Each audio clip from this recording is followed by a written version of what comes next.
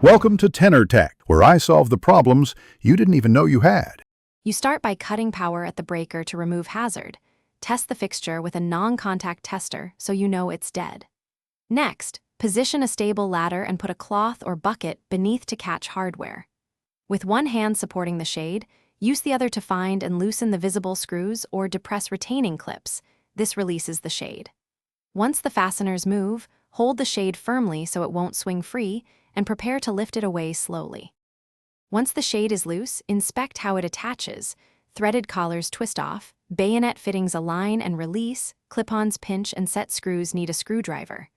Remove any bulbs before full removal. If a bulb is hot, protect your hand with a cloth and let it cool. Then, work one side at a time.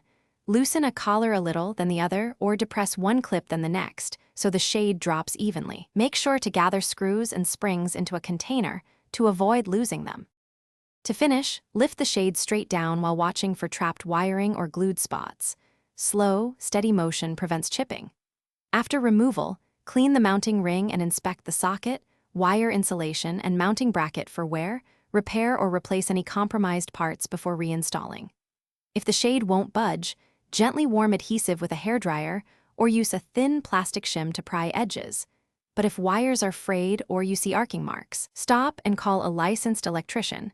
Safety matters more than speed. Thanks for watching. Subscribe to keep your life in tune.